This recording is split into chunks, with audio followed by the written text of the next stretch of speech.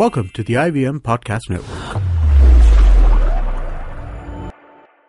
TFG Fantasy Cricket is an IVM production, and you can also check out their other awesome shows like The Podcast, a show that gives you a weekly lowdown on Mumbai's food, culture, and new openings in the city. You're listening to TFG Fantasy Cricket. Hello everybody, welcome to another Fantasy Cricket podcast. As promised, we continue to talk about fantasy cricket. We'll obviously touch upon yesterday's match where our fantasy team did pretty well, I must say, barring Shakib Al Hasan, which doesn't happen often, regardless of the opposition conditions. He's always delivering with both bat and ball. He had a bad game yesterday. Bangladesh, despite scoring 300 odd, couldn't defend. And like we discussed, their bowling lacks the firepower. And the way England have been batting, their depth, the confidence that they are carrying from the South Africa series just talks volumes, of so much ability there is in the camp. And the pressure of hosting a marquee event, it just didn't show. I mean, even after Bangladesh piled on 307, they came out and put their heads down and chased it like true professionals. Joe Root once again led from the front. 100, I put him in the same class as Williamson, Virat Kohli, Steven Smith and David Warner. And then Alex Hales. We have been talking about this lanky batsman for a long time now. Once again showing his worth. Jason Roy didn't. The lean patch is continuing. But Morgan, came at number 4 and finished off in style.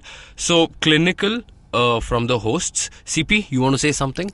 Yeah, I think being the first game, the nerves were there for everybody. It's a championship. It's a tough championship. You can't lose a single game. Every 2 points count, like we have said before. Yes. And it's almost a knockout. It's almost a knockout. Yeah. If you lose a game, you are very much on the back foot. Yeah. It's like coming back becomes very difficult, and especially when all the teams are so equally matched.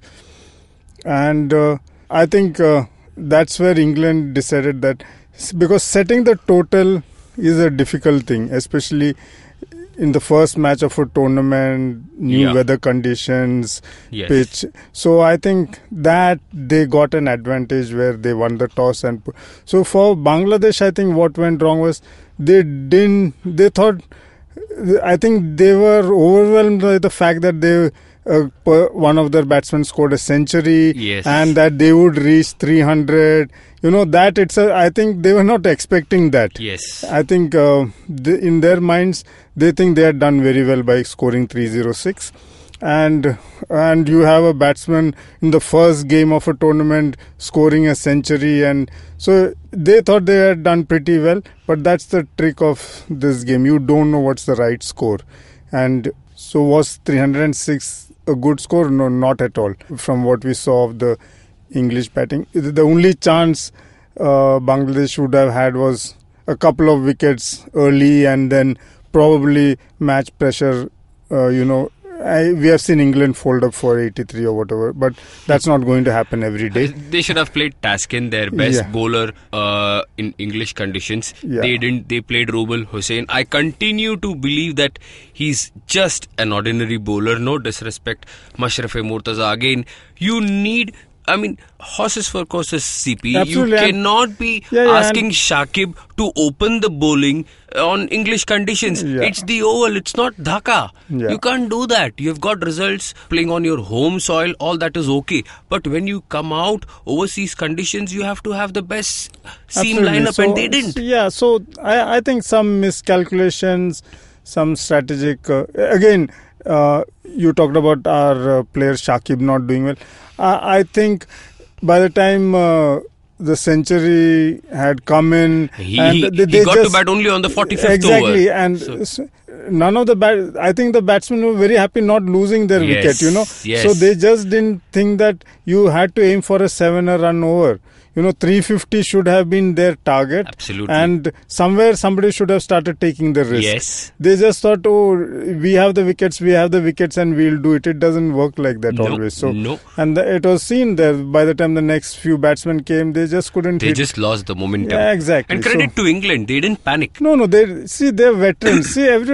The thing is, when you saw the Champions Trophy here, the champions are playing. So it's like it would have been a tragedy if they had panicked and lost this game. I mean, yes. So either while allowing Bangladesh to get over this target, and also while chasing, if they had lost wickets and panicked and tried to hit their way out, it would have never been, on the cards. CP, it was a thumping win. Absolutely, and a statement to the rest of the teams. Yeah. So, but this is not the benchmark for what is going to come. Correct. Yeah. So the better teams are now all. Oh, we might see the opposite today. Yeah, absolutely. A low-scoring game, because what many people don't realize is when two top teams play with a very potent seam attack, often 150 becomes a match-winning score. Yeah, now, that between these teams, we have seen that in the World Cup also. It was like almost a 1-wicket victory or 2-wicket victory. I forget what it was. Yes. So that was played in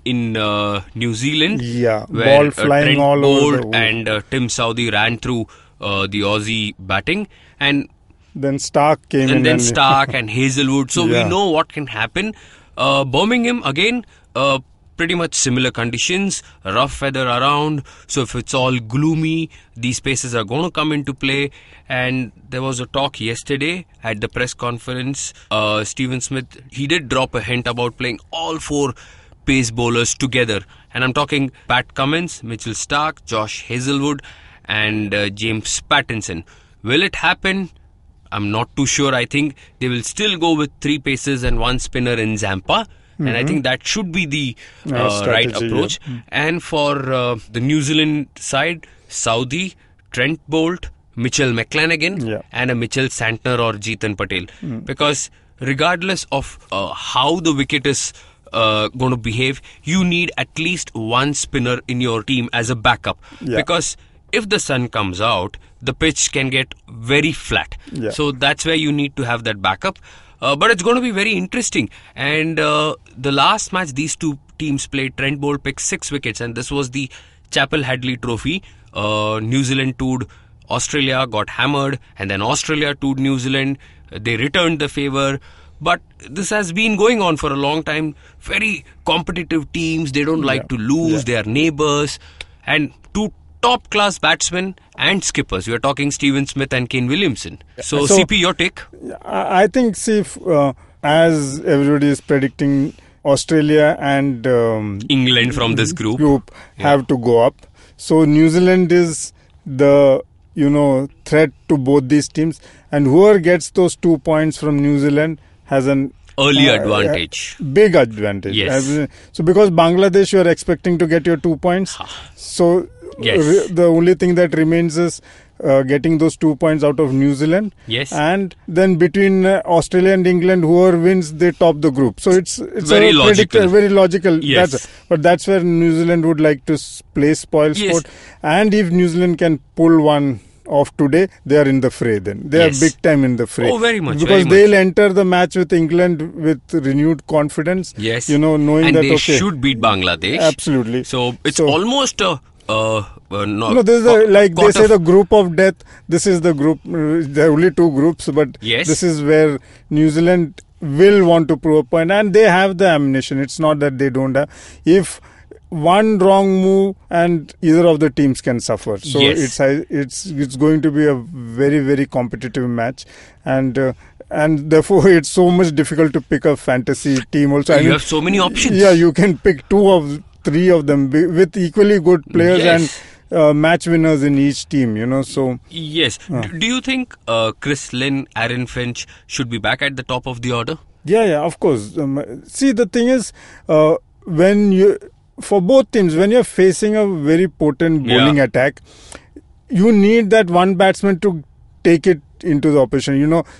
It's like for lack of a better example, KKR putting Sunil Narayan out there. That doesn't work in. It doesn't work. But you get a quick 30 runs. The bowler starts losing confidence. The guy on the other end says, "Okay, my guy is hitting out." So you need that Finch, Warner. If Warner can play a steady game, of course he doesn't let go any loose balls, and Finch and Lynn can take the attack into the New Zealand camp. Yes. Then you psychologically already have an edge. But CP, that can also backfire.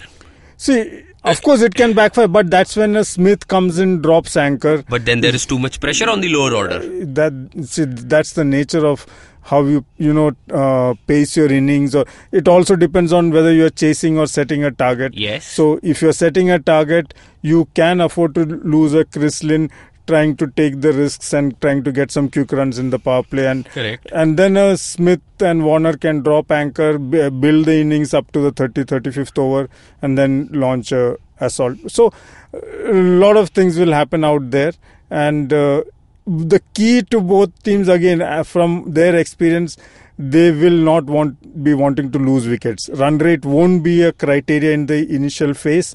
Both teams will want to stay at the wicket. Yes. And the bowlers having the advantage, and if the weather conditions help them, it's going to be a tough task. The bowlers will have their say today. It's going to be a tough task even staying at the wicket. And talking about fall of wickets, or you use the word procession, New Zealand, the batting looks a little wobbly. After Martin Guptill, again, Martin Guptill falls in the same category as an Aaron Finch or a Chris Lynn or a David Warner. Absolutely. You talk about a sheet anchor, there is Kane Williamson, there is Ross Taylor and Neil Broom. And then you're talking about bits and pieces cricketers or utility cricketers, Luke Ronchi, Jimmy Neesham, Mitchell Santner, Corey Anderson, all these guys. These guys are proven match winners. Chris Morris. Yeah. So what can happen today is, if the Australians get an early advantage, if there is something, even little bit on offer for the seamers, Mitchell Starc, Hazelwood and Cummins will be all over New Zealand.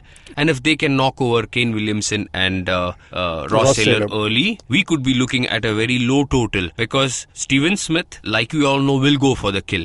And we know they have 3 hostile pacers, and it could be over very quickly for New Zealand, because Smith, the moment he smells blood, he's going to be all over the Kiwis. Now, Australian batting, I genuinely feel Chris Lynn should not be exposed to Trent Boult and Tim Southee. I say this for 2 reasons. Yes, he's a slogger. He plays through the line. And he's only playing his second ODI. Not too many people know this. Yeah. And if there is anything on offer for Smith, for Southee and Boult, these guys are very clever bowlers, and they will know where his weakness lies. And his weakness early on is going outside off stump hard. Yeah. Little bit of seam and swing, Chris Lynn could be back. I genuinely feel they should use him more as a slogger who can finish the innings well. Okay. So they should go back to Aaron Finch and David Warner. And the best batsman in any team bats number 3. Look at Virat, look at Kane Williamson, look at Joe Root. So Smith has no business but to bat at number 3. Yeah. He cannot come number 4, because then you're talking Moses Henriques, Glenn Maxwell, Matthew Wade, Stoinis, again, all these all-rounders. Yeah. So stability-wise, I think Smith has to bat number 3. Chris Lynn obviously can be used as a floater. Yeah, absolutely. So here we have 2 teams equally matched, in the sense that both in the bowling attack, they're equally matched. Yeah. And in the weakness lies in the middle order, as we have seen. Both teams. Yes. So it's almost like who can manage.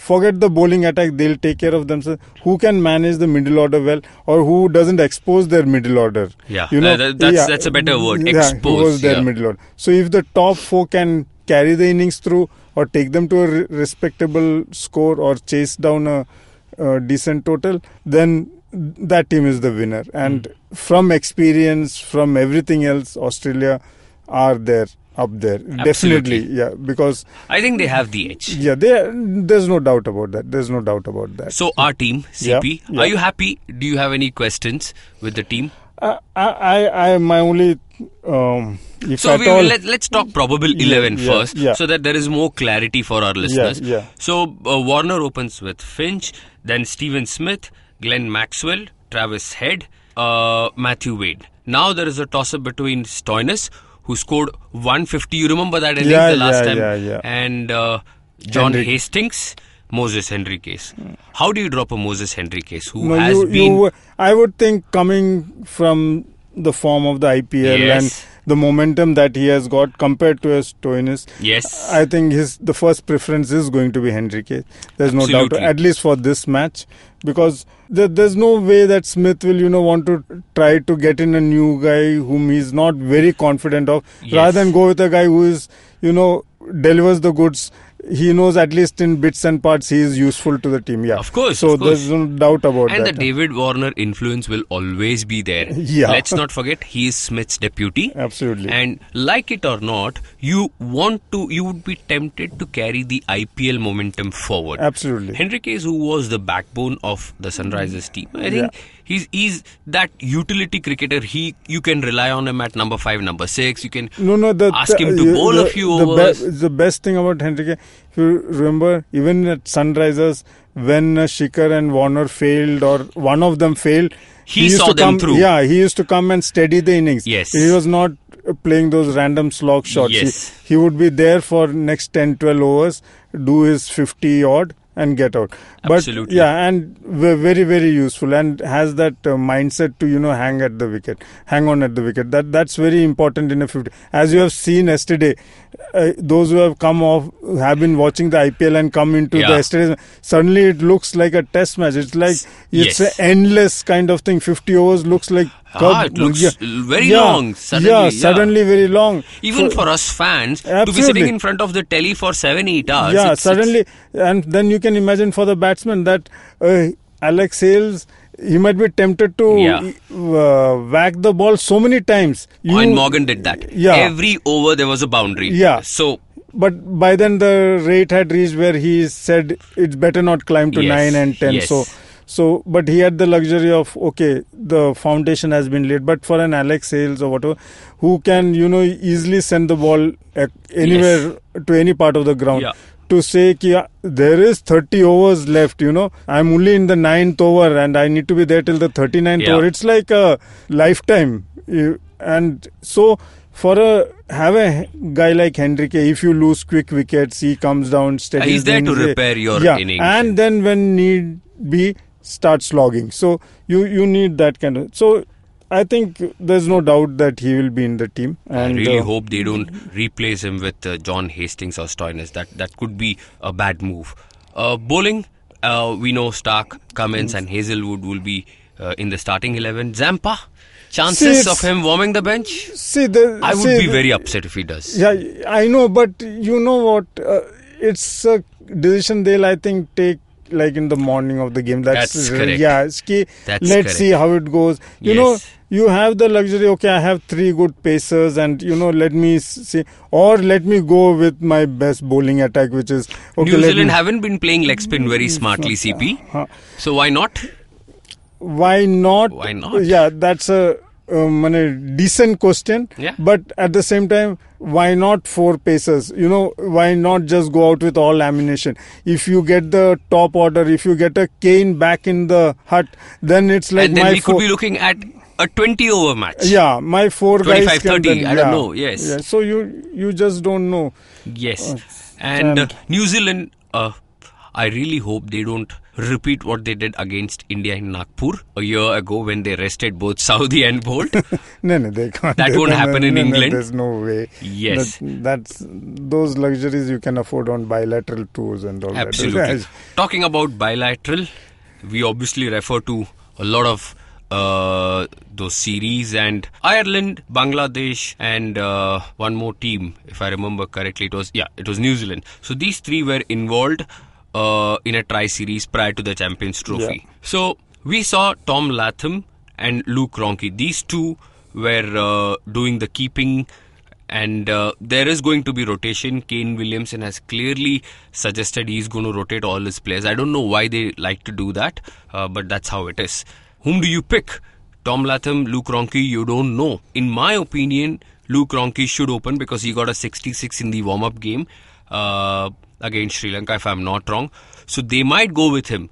But do you live with all these speculations? Do you want to... I mean, I like to play a very safe team where I get all my 11 on the park, number one, and then I'm not starting on negative. Yeah. When I say this, Matthew Wade is the only keeper for Australia, so I pick him in the team. Then I have Kane Williamson, Martin Guptill. Current form, regardless of the opposition conditions, I don't want to drop these two. Yeah. Almost the pillars. Then you talk Steven Smith, David Warner, automatic choice. Absolutely. All-rounders, Glenn Maxwell. Now, interesting selection. If Zampa doesn't get picked and if the wicket doesn't behave according to the expectations, you need 8 to 10 overs from Glenn Maxwell. Absolutely. And he can deliver. And he can deliver. And so is the case with Travis Head. That's why. So I went back to the 2016 series, 2017 series. Again, Chappell Hadley Trophy, both in Australia and New Zealand. And these two guys, Maxwell and Head, have bowled almost 8 to 10 overs every match. Absolutely. And there is a wicket. Yeah. So why not CP? Yeah. And if you are looking at 20 for 3, let's say Trent Boult and McClenaghan Saudi expose the Australian top order, these guys could be handy with the bat as well. They will be, because they'll have to come and stay on the wicket for some time. So naturally the runs will come in. It might not come at a strike rate of 120, but it will be a 90 or 80 kind of thing, which is good enough. So Tamim Iqbal scored 100 of 120 balls. Exactly. Nobody complained. No, you won't complain. Yeah. But that's what, in hindsight, at some point they had to up the... but in fantasy it works. In fantasy it works, absolutely. Yeah, so, you have to play a very selfish game here. That's right, yeah. And bowling we have, like I said, Boult, Saudi, Cummins and Mitchell Starc. Now, people might have doubts, why no Josh Hazlewood, who's a wicket-to-wicket bowler, who might get more purchase of the wicket. I think he'll be rusty. He hasn't played too much cricket. He didn't play in the IPL. He didn't play in the Chappell Hadley series because he was injured. Pat Cummins has been, as they say, fast bowlers. The more you bowl, the better you get. Absolutely. And he has been bowling so well. He's got that surprise short delivery with him. He's got pace. And we are going with momentum. So that's why we pick Cummins ahead of Hazlewood. Our captain Mitchell Starc. Every match he plays, 2 wickets is a bare minimum. Yeah. And I remember when Australia toured Sri Lanka and they played 5 matches, every match he picked up 3. We said, okay, aaj nahi banayenge, kal nahi banayenge. And every match he picked up 3 wickets. Yeah. And he was the bowler of the tournament in the 2015 World Cup. He likes bowling against New Zealand. So any assistance, boss, he is going to be a very, very tough customer. And in one day cricket, in fantasy, you get 12 points for a wicket, not 8, not 10. So 2 wickets, you're talking 24 double, you're talking 50. If your captain ends up giving you 50 on an average, you're doing pretty okay. Yeah. So that's the logic behind it. And we go with Smith because very safe bet. I could have gone with Williamson, but because there is so much class in the Aussie bowling, I thought maybe Steven Smith. So yeah, I agree with that. Because Smith, as we have seen in the IPL, which is phenomenal run. Yeah. Phenomenal runs and always wanting to be in the game, and aggressive. He likes to lead from the front. He likes to put the runs on the board, not depend on anybody. He take the whole thing on his shoulder, which works all the time. So, and that's where Warner, Finch, everybody has that freedom to play their game because they know this guy is there at the other end or that he is going to come in. That puts a lot of ease for the rest of the batsmen. Certainly does. And even if he has to come in very quick or once a foundation has been laid, he knows what to do. Yes. He can change the pace of the game. He can drop anchor. Brilliant. There's no doubt about that. Yeah. So we've got a few questions before we wrap this up. Will Chris Lynn play or not? Yes. Will Travis Head play or not? Yes. Will Saudi Boult play? Yes. So these are the questions I like to answer because you guys have been asking us. The column is already up on our website, thefangarage.com. We still have about a few hours left for the game to begin. Unlikely, I I don't see any last moment changes, CP, unless of course you get any injury reports. But that doesn't happen in international cricket. Yeah, only in Big Bash or IPL ऐसा information आता है. But you know where to find us on Twitter, TFG Fantasy 11, TFG Fantasy Pundit on Facebook. You can listen to this podcast on YouTube, and we'll keep writing. Podcast over the weekend, not possible. We'll get back to you on Monday. Till then, good luck. Cheers. Happy fantasy.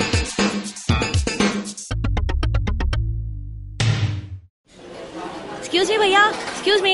बोलिए madam. Menu में क्या है? Menu में scene unseen है, podcast है, on course है, Cyrus है, made in India, rediscovery project, empowering series, sex wax है, IVM लाइक्स है, सिंप्लीफाइड है, कीपिंग इट क्वियर है, थिंग्स एंड डेस्टिनेशंस है, माय नेबर जकरबर्ग है और द फैन गराज है. आपको क्या चाहिए? एक बार रिपीट कर देंगे क्या? रिपीट नहीं करता हम. आप जाओ IVMpodcast.com पे और सुनो ये सब, या फिर डाउनलोड करो उनका ऐप. सब आपकी उंगलियों पे.